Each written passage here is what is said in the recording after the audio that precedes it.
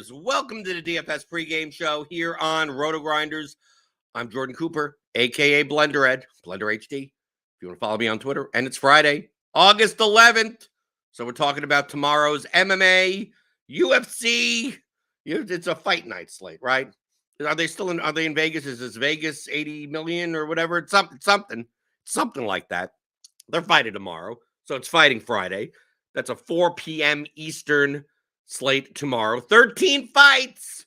13 fights. They still have to do the weigh-in, so let's hope that it stays at 13. I'll take 13. At this point, I'm taking 13. Last year, we had some 14, 15 fight cards. Recently, past couple of months, we've had some 11 fight cards, 10 fight cards. So 13 I'll take. Right? I like bigger cards, more options, less duplication. Helps me out. But give me those thummy thumbs first thing in the morning in the chat. Your free MMA content. Although there'll be a crunch time tomorrow, about 3:30, I'm assuming. Half an hour before lock tomorrow with Mike and Squirrel Patrol, taking you up till the 4 p.m. Eastern lock. So the slate should be over, by 10, not like 1 in the morning like it normally is on the East Coast. So that's going to be pretty good. And obviously, Mike and Liam break down all the fights on the Ground and Pound podcast. We have the expert survey. We have Squirrel Patrol's article. We have the projections. We got Lineup HQ. We got everything for RotoGrinders premium members. Click on that link in the description. Get $10 off your first month. Right? NFL's coming up, so you get all the we're going to get to the point in October. September, October, you can have MLB going on, MLB playoffs, NBA starts up, NFL, then you got MMA, you got college football, college basketball, NHL comes back. Combo, you get everything, right? For just under all in one roof, you get all of our projections or ownership or content or premium shows, everything. So click on that link in the description, get $10 off your first month. Good morning to the early birds in the chat. Let's take a look at the first look, the MMA slate, because we had some late fights added, right? That Black Shear had to change opponents. We've had some new fights on over the past. McKinney is making a quick turnaround against Breeden. So some of the lines were not they opened late. So I've only been finishing up my just starting out my little spreadsheet here. So I don't have ceiling projections. I don't have I don't have it all. I have just lines as of like a day ago in here. But when we talk about a UFC slate on DraftKings, we always talk about the two main contextual variables that we should keep in mind when we construct our lineups, especially for large field contests. And especially in large field contests, we're looking for the nut lineup, right? The optimal, the nut lineup, the best possible lineup that you can make, right? We're looking for that because that's more likely to happen, that be the winner in the large field contest. Sometimes the third optimal is the winner. No one has it, right? Because it leaves some money on the table. It's a weird combination, something like that. But we're aiming for that. So what is the nut lineup more or less likely to look like? So we look at the two main contextual variables, the size of the slate and the spreads of the fights. Okay, we have a 13 fight card. So that's, I would consider it average, but it may be slightly more than average, right? Slightly more. We have a little bit more options. 26 fighters to choose from. The more fighters that are on the card, obviously more opportunity for someone to put up 100 plus points, right? That's kind of our general aim. We could get 100 plus points out of every slot in our lineup. We're doing pretty good, right? We have a good shot at winning. So we take a look at this card, 13 fights. So especially for the underdogs, like as it gets bigger, like underdogs that just simply win aren't as valuable as ones that smash. Obviously, the ones that smash are always more valuable. But on a 10-fight card, dude, you may not get many underdogs that smash at all, right? Just having an underdog that wins. A very cheap underdog that wins. A mid-range underdog that puts up like 85 could be fine, but those would be on smaller cards. So a 13-fight card, I'm leaning a little bit more towards ceiling potential, more so than just winning. Obviously, on the high end, I mean, you kind of at 9K, 90 points probably ain't gonna do. Regardless if it's an 11-fight card, a 13-fight card, right? That's easy. But on the underdog side, like we're looking like Montserrat Conejo is plus 950 inside the distance. Could she win a decision? I guess, right? Jamie Pickett plus 500. Could he win a decision against Josh Friend? Yeah. How many points is he going to score? Right. We take a look at these lower ITD lines. And maybe we Juliana, this Santos Miller fight in the mid range, plus 375 for Santos, plus 300 for Miller inside the distance. Right. That goes to decision. I mean, obviously, there's wrestling upside in that matchup. But for the most part, especially on the underdog side, like we want to prioritize a little bit more. Like Cub Swanson plus 500. I guess. Can he knock Hakeem Dawodu out? I guess, maybe.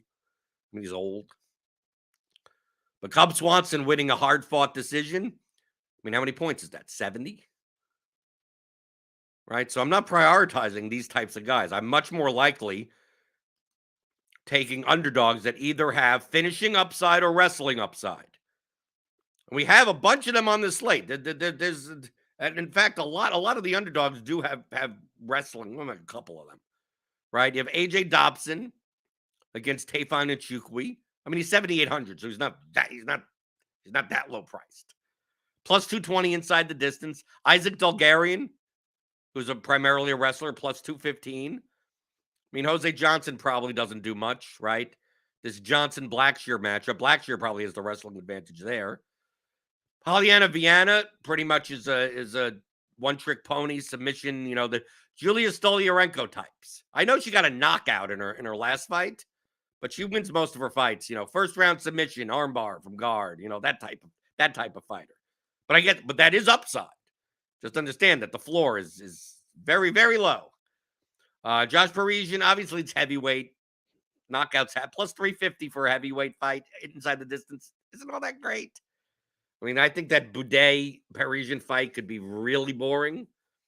Boudet's the type of fighter that like clenches a lot and pushes against the cage. He really doesn't do anything that special. And Parisian is almost as bottom of the barrel as you could get. I'm a fan of this Roundtree Dawkins fight. I mean, Roundtree's going to try to knock him out, and Dawkins, can he wrestle? Can he wrestle Roundtree? I guess a little.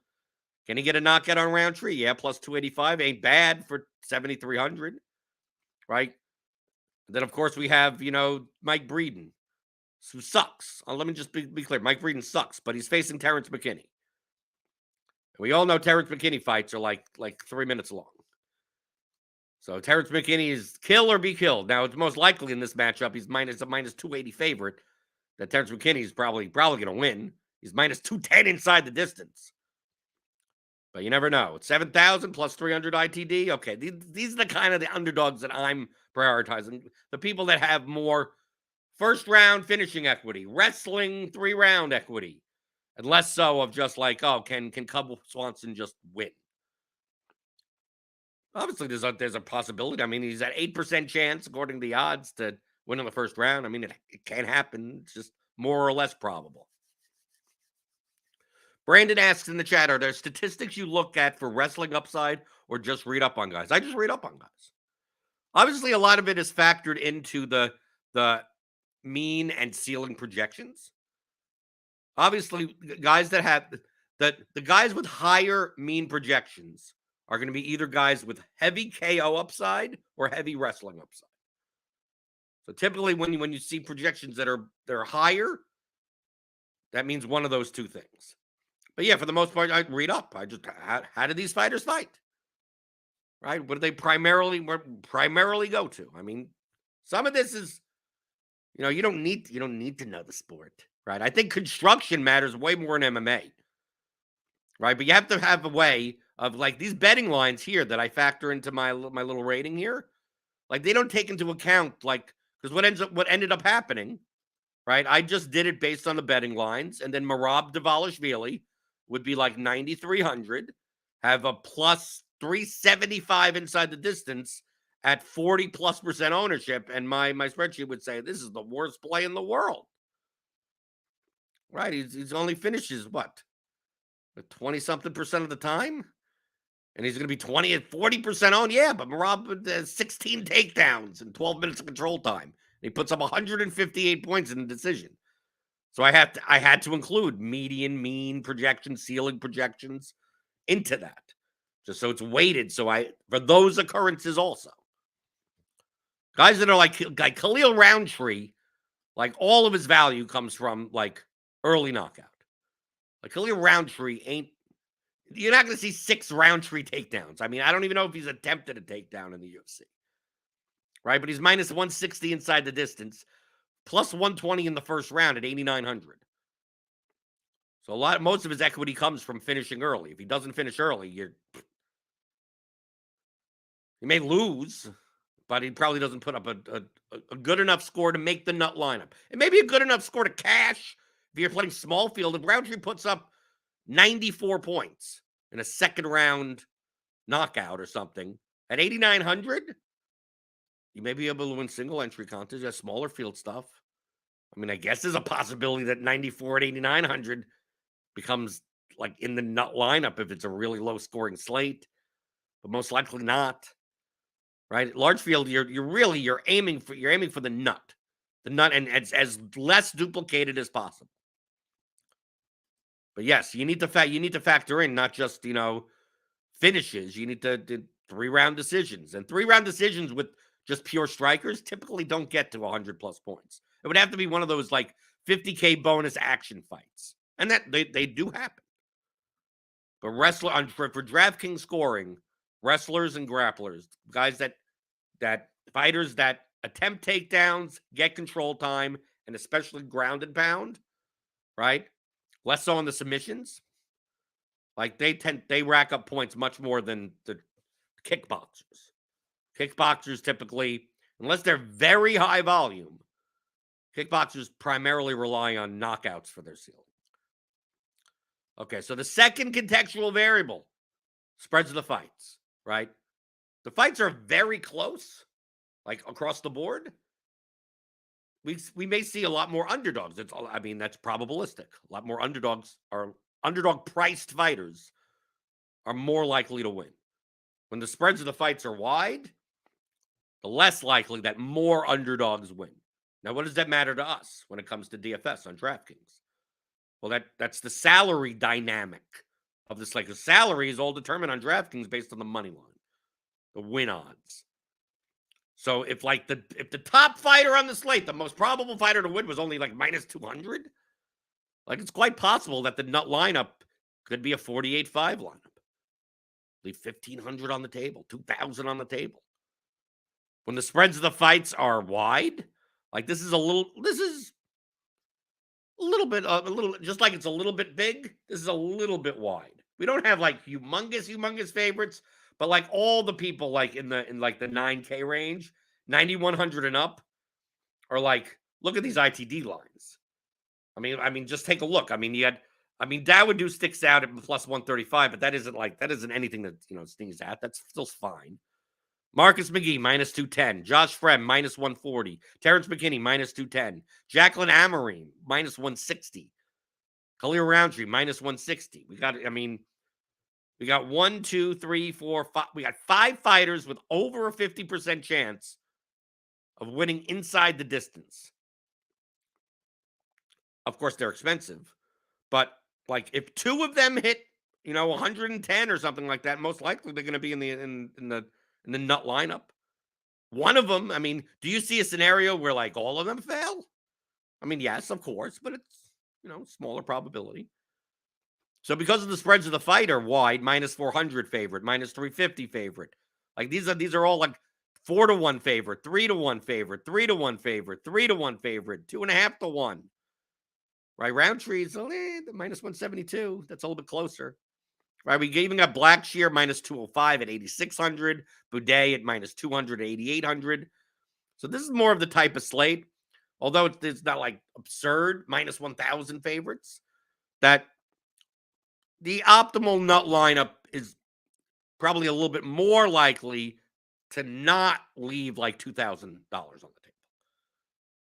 right? I don't know how many underdogs win and put up a decent enough of a ceiling, right? There may two or three. If only two or three underdogs put up like 100 points, those lineups that leave 2K on the table are probably not winning.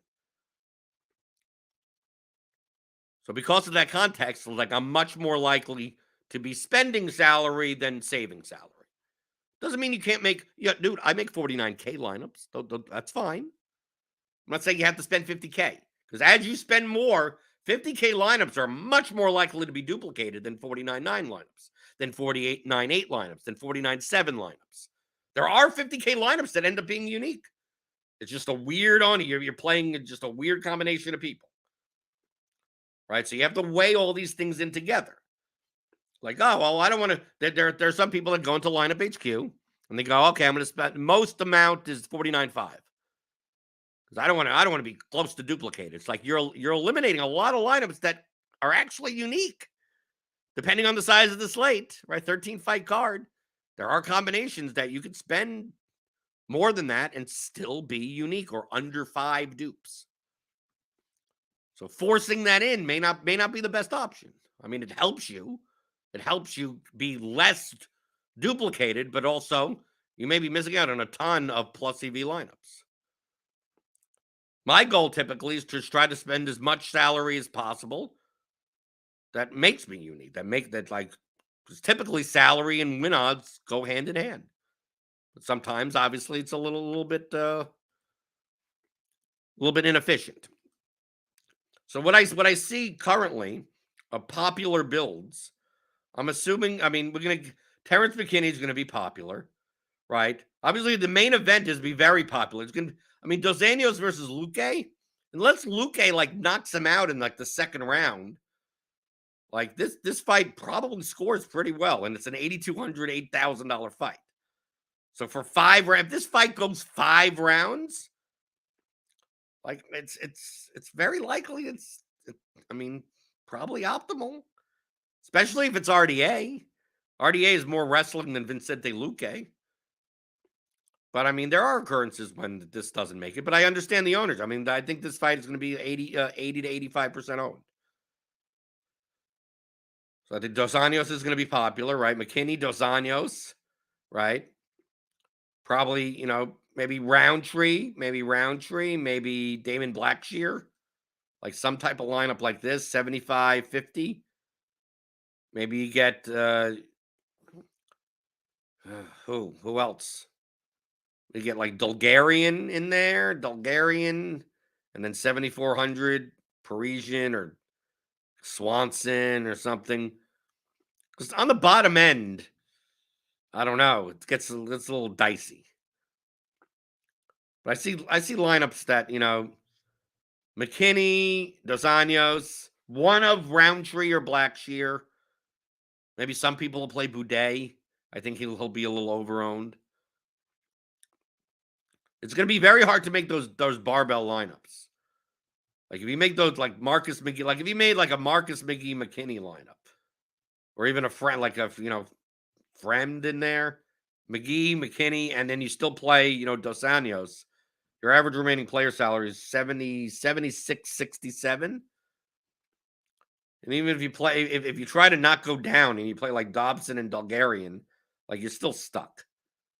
Like maybe you play Dawkins against Roundtree, 78.50. Right, you get stuck here. Right, you're playing Cub Swanson or Caneo, Breed and Pickett. I'm not a big fan of a lot of the underdogs. So I guess you play Juliana Miller here. It's very tough. It's quite tough to make these barbell lineups. I think I'm much more likely to just not play McKinney. Like to me, I'm right as of right now on my spreadsheet. Like I don't like We have Jacqueline Amorim at 29%, and I'm not convinced that she's going to be that high. I mean, Amorim is a minus 160 inside the distance, minus 245 favorite. I know it's women's MMA, but Montserrat Conejo Ruiz, or whatever her name is, I mean, she's essentially just like a one-trick scarf. She does like these like scarf hold, like takedowns.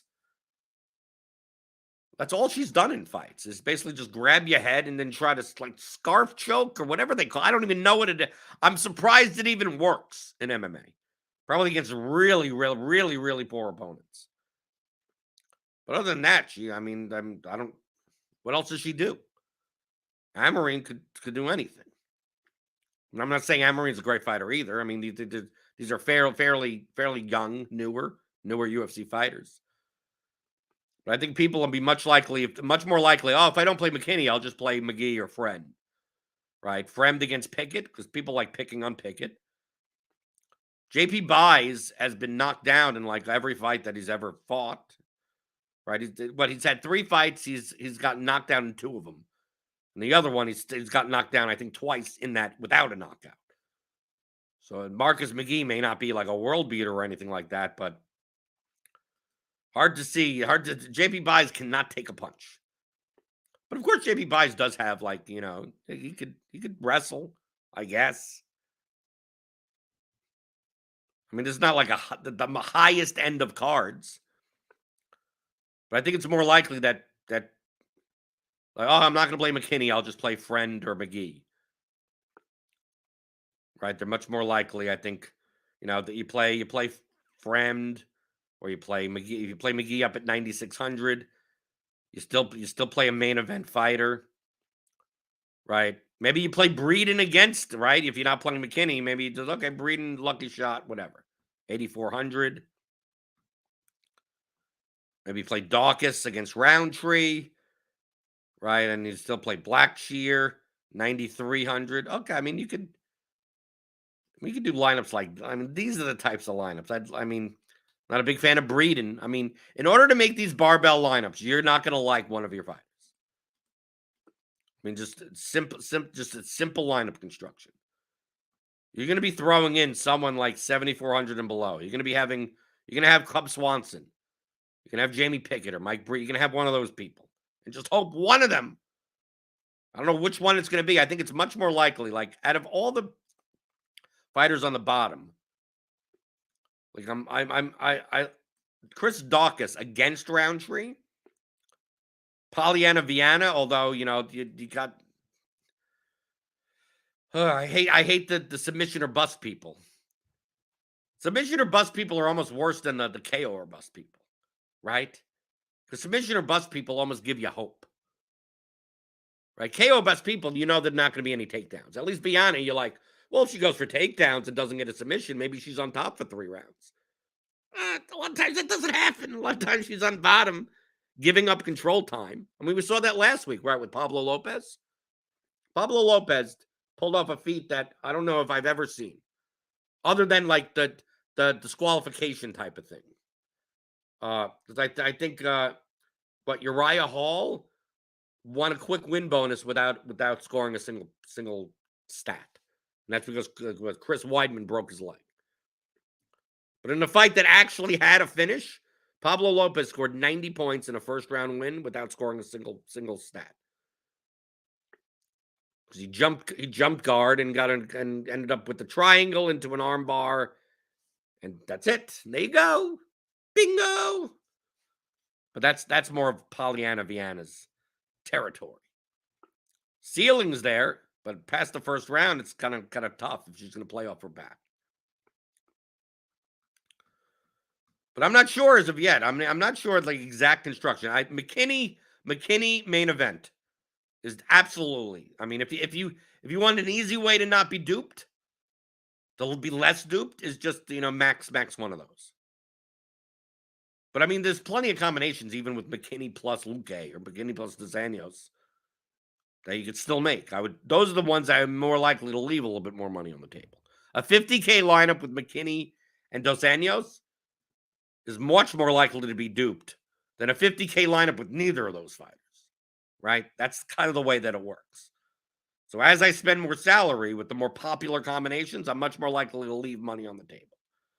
And the ones with the least popular combinations, I could spend more money. If I'm playing a lineup where it's like Josh Fremd and Lucindo and let's Luana Santos, like dude, like I could spend all the money, right?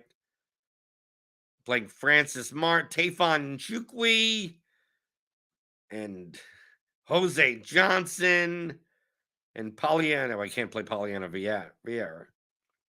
Okay, I could play Bulgarian, right? At 77. No, I can't. But whatever. Parisian or something. I mean, like, dude, like, don't worry about it. You don't have to worry about anything anymore. Like, no, this line of 49.8. Is it going to be duped? Based on these ownerships? Probably not. Worst case scenario, it'll be duped once or something, but probably not much. So that's a key concept of, like, you know, from the salary dynamics. Sure, the more salary you spend, the more likely it is to get duped. But that all is on the basis of combinatorics of the fighters that you have in the lineup. But I mean, if you're going, I'm going to play McKinney, I'm going to play Roundtree, I'm going to play Dos Anjos, right? Like once you're at this point, it's like, now you said now you're like, okay, now you either have to get different or you have to leave money on the table. Let's say you put Blackshear in there. Now you have 75-50. Like, dude, you better leave. Now you got Caneo and Pickett. And you're leaving 1,200 on the table. Like now you're fine. But of course, now you have to play Caneo and Pickett in your lineup. You're leaving 1,200 on the table. Because you played such a popular combination of 3 or 4 fighters that once you put in, the Cub Swanson and AJ Dobson or something like that. It's like this lineup 49.9. This lineup may be duped 8-9 times, 7, 8, 9, 10, 12, maybe. You're gonna run into trouble.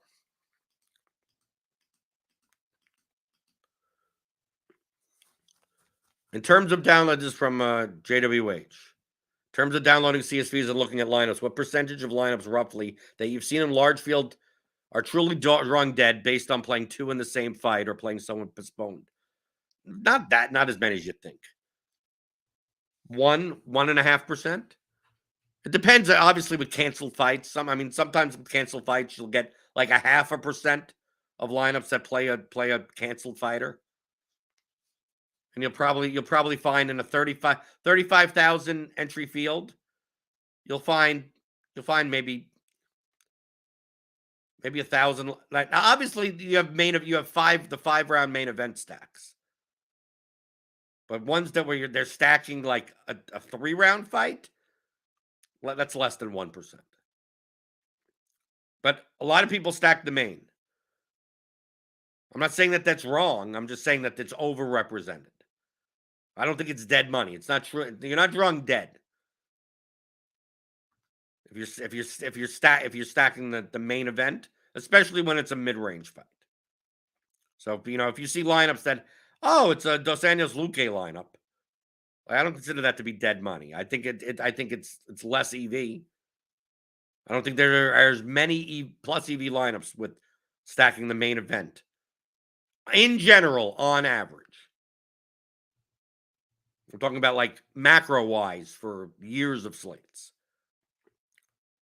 That if by default you didn't even bother looking for the plus EV 5-round fight stacking lineups, like you probably come out ahead. I think on this card, Rafael Dos Anjos and Luque, I could see 5, 7% of lineups stacking the main event in total, which is a lot of lineups. Maybe the right amount should be 2 or 3%, and it'll be like double that. It'll be overrepresented. But to me, the dead lineups, when it's like drawing dead, like MMA DFS is not necessarily about finding the drawing dead lineups. Like, someone that stacked the first 3 fights. Like, obviously that's drawing dead. It's more the fact of people playing lineups that are way too duplicated. They're seeding equity to you. When I play a lineup that has a similar win probability, right? Let's say we have two lineups that have a similar win probability of coming in first.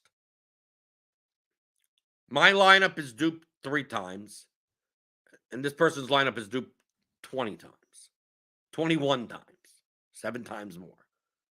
Like, that person that put in that lineup is now ceding more equity than me. If you're going to play lineups, imagine going in and playing 10 lineups into the large field contest and only playing lineups that are duplicated 30 plus times. Like, you can't win in that. So you're going to lose to the rake. Like, you can't. I mean, you can't profit in those situations. Sim it out. You ain't going to. So anytime, the more and more people that play those lineups, the more and more EV your lineups get. By not being duped as much. Doesn't mean you can't be, doesn't mean you have to be unique. But if you can find lineups that have a good enough win probability and unique, I mean, that's the golden goose. That's what you're looking for. That's what you're trying to play. But there are not many lineups. I mean, what do you consider? Imagine a lineup. It's a 35,000 person entry contest. And there's a lineup, let's exaggerate, duped 3,500 times. Right? 10% of the field is playing the same lineup. Are they drawing are they drawing dead? No, of course not. They come in first. They all get whatever, $400 or whatever I don't know. Very little. Is that drawing? Do you consider that drawing dead? It's negative EV, but I mean, is that drawing dead? So, like, obviously, if 3,500 people played the lineup, it's the lineup that's very highly likely to be like the highest projected, highest probability lineup. But in comparison to how often it's duped, it's how horribly negative EV. But it's not drawing dead. It wins. It's a 3,500 way tie, and you get Twitter screenshots from like 7 million people about how they took down an MMA GPP, right? You get that. Is that drawing dead? I don't consider that drawing dead. Drawing dead is in MMA is like playing the canceled fighters and stacking 3 fights together, stacking 2 fights, 2 3-rounders even. Because even 1 3-rounder isn't like dead.